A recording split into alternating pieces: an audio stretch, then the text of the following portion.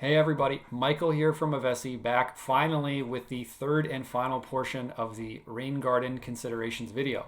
Now in this third portion, we're going to be talking about finishing the rain garden, so that's mulching, planting, and then managing the rain garden moving forward. Within the description of this video, I've put links to the first two videos so you can find them all in one place. So with that being said, let's get started.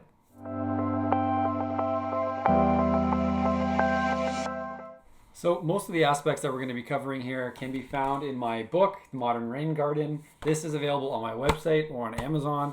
And what is not covered in here will be in the second edition, which I'm currently working on right now. So expect that either late 23 or early 2024. One of the final stages of actually finishing the rain garden is applying the mulch. The main thing there is you want the mulch to still respect the shallow bowl shape of the rain garden. So when the mulch is applied, we don't want the mulch to negate the shape and create a level surface or even a mound, right? We want to still be able to visually see the shape, the contour of the land with the mulch applied. 2 inches is the most you'll need. Anything more than that, you get this thick caked layer of mulch. What happens is as the water moves into the rain garden, it pushes the mulch dams up, and you don't get water moving to where you want it.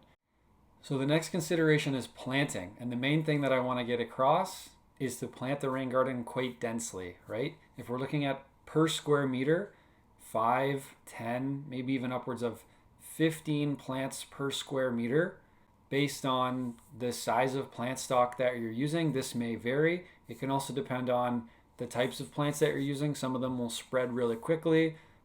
Some of them won't really spread much at all. So taking these factors into account, it can kind of give you a baseline of how densely to plant. But we always want to lean on the denser side versus the more barren side, and also to plant in layers, right?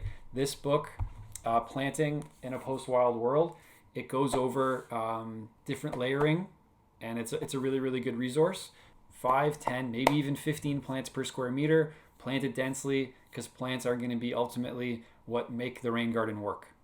Final consideration in the series is managing the rain garden over time. Now, in a lot of ways, from a planting perspective, it's really not that different from a native plant garden or a pollinator garden. You really want to let the garden kind of take on its own character, right? Don't be too tied to, if you planted a plant in this specific spot, it has to stay there, right? Plants naturally move around as their roots grow, as they drop seeds. They'll find more hospitable spaces throughout the garden and throughout the landscape on their own. So you don't have to be hyper diligent about making sure that plants stay where you put them, because they're not really supposed to stay where you put them.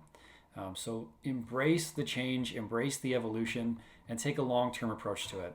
Now, from a water perspective, the difference is from a regular pollinator garden that you will have water moving in it, through it, and out of it.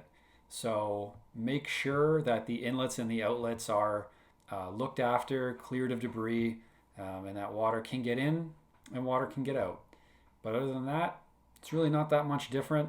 And if you've never planted a rain garden before and you're looking to plant your first one, you're going to love it. You got any questions, let me know. Any other content that you want to see, let me know. But other than that, have fun in the rain.